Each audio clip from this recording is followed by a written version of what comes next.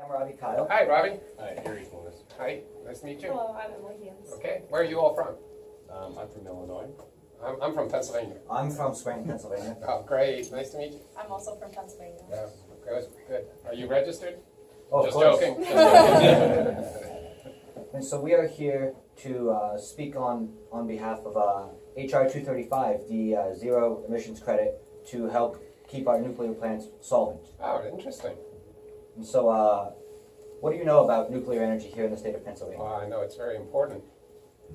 Okay.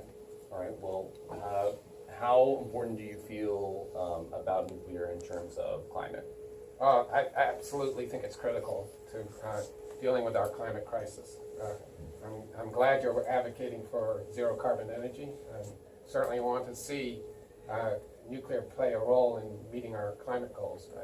I'm so frustrated around here with those Republicans that they just deny climate. But, you all are really doing important work. So thank you so much for being here. Well, and thank you for spending some time with us. So are you aware that nuclear energy is responsible for 94% of Pennsylvania's zero emissions energy? Well, actually, I actually have some background in the area, so I was generally familiar. It provides much more of our zero carbon energy than any other source. I do like renewables, and I hope you guys are not here to criticize them. Oh, absolutely not. No, everything. Our renewables play an important part in grid production. Absolutely.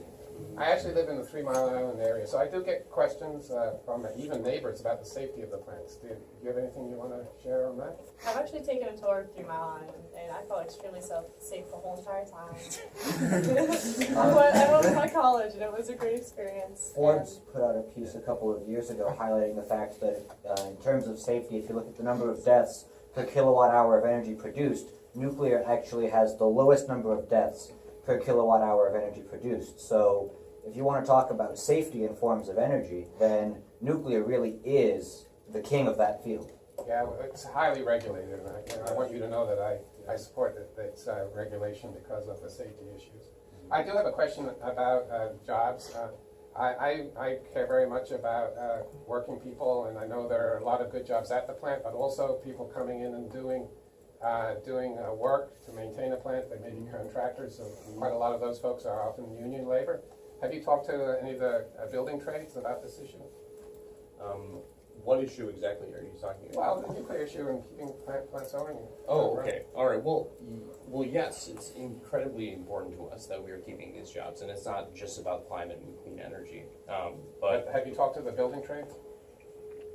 I'm not really sure I understand the question. Oh, okay. There are unions that represent plumbers and pipe fitters, and they Okay. often do major work at a nuclear plant. Okay. And I have a very good relationship with the building trades unions. In Illinois, we've talked to them, but I don't. I don't. I'm sorry.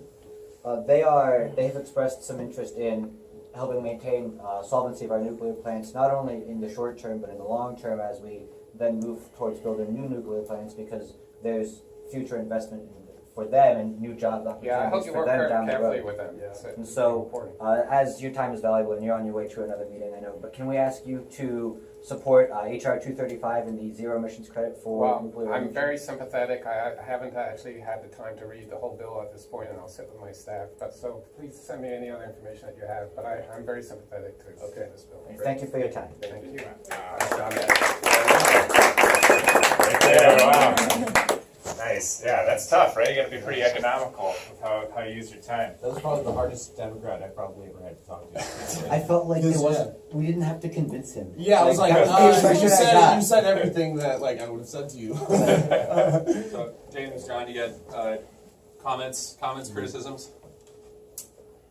Look, I thought you did a great job. I mean, obviously, the building trades, for any Democrat, you want to know who the building trades unions are. You want to be able to rattle off a name. Probably for a number of Republicans, at least some Republicans have good relationships with the building trades. So that's a really important thing to, again, to have some personal information about. They can say yes, and here's the person. And Ideally, there's a member of, a leader in one of the unions with you. Yeah, so maybe like the local steward for like the IDEW chapter. I've heard, and this is idiosyncratic, and so maybe what this is a good thing to do or not do, depending on who you're dealing with. You both started the meetings by asking sort of questions about what you know. You had two quick questions. I personally think you want to be well prepared enough so that you have an idea, and you don't ask that person. Nobody really wants to tell you, I don't know what I'm talking about. Okay, even though that's often the case, because they're generalists. But that's not a criticism of you. So to me, that's not a smart way to start the meeting.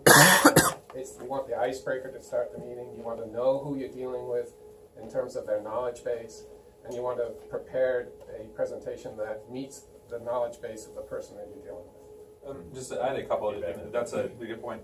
Kind of going in the opposite direction to piggyback, nobody wants to admit that they don't know. It is really, really hard. So John put you up, and I as soon as he said, what about the building trades, I was like, this is going to be interesting how they handle this. The easiest way, and when we train folks on going to the doors, you're going to get questions that come out of left field or questions that aren't in your wheelhouse, right? It is absolutely a trust building exercise to admit that you don't know.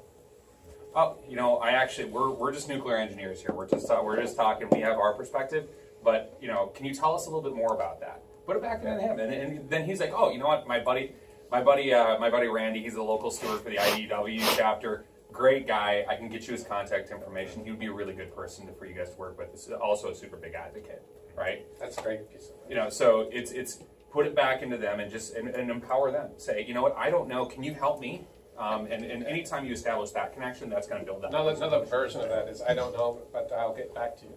Yeah.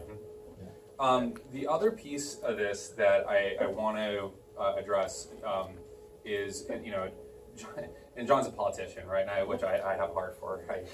I long ago I used to be one as well, right? And so he started this.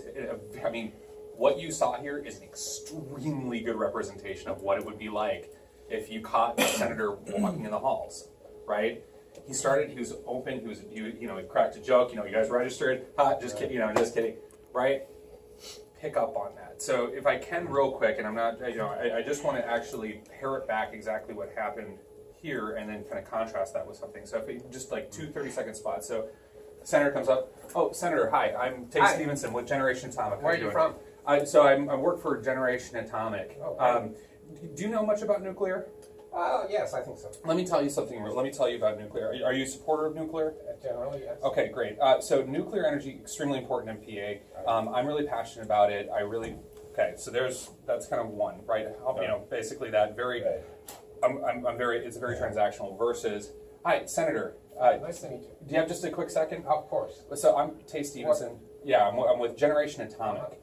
We're out here talking about nuclear advocacy. I know you're passionate about the subject. Are you from Pennsylvania? Yeah, Wonderful. actually. I got lots of time. Oh, perfect. Well, actually, I unfortunately, I don't live in your district. I live over in a neighboring district, but I have family in your district. So I wanted to make sure that I had a chance to talk to you real quick. Wonderful. Yes. So very open, a little bit more, engaging, right? This is that you establish more of that personal connection, right? And that's what, when John's talking about the icebreaker, Again, I know that I want to go meet with him, so I'm for sure going to A, know what he looks like, and B, I'm going to have a general sense of whether he's a supporter or not. I know John's a supporter of nuclear, so I'm going to say, I know you're a big supporter, and that's why I really wanted to make sure that I talked to you. And so now we've established that connection. I said, what, I'm not, unfortunately, I don't personally reside in your district, but I do have a connection to your district. Maybe my family lives there, maybe maybe my college roommate lives in your district. So I go there, every weekend, every other weekend to see my college roommate and hang out there. I know the local bar or whatever. You create that connection with a person. Now all of a sudden, what's his response? I have all the time in the world for you. And now you're not sitting there clocking down 33 minutes. Now we can just have a free-flowing, open conversation. So that's just a little trick of the trade. Another piece to add there too is typically the senator will be walking and you'll have 4 or 5 staff members directly around his tail being like, hey, Senator, we got to make it to this meeting, because there are many times in a day where I'm with my boss and I'm like, hey Keith, come on, keep moving, we got to go, we got to do this. And he wants to stay and talk, but it's my job to get to the next meeting. And so what we can do also is be like, well, hey, Senator, it's great talking to you. Can I follow up with one of your staff members? Yes.4 And very typically I'll get 4 or 5 emails in a day hey, James, call this person, this person, this person. I promised them this, this, and that. And I'm like, okay, now I gotta go reel us back in or figure out where we're at. So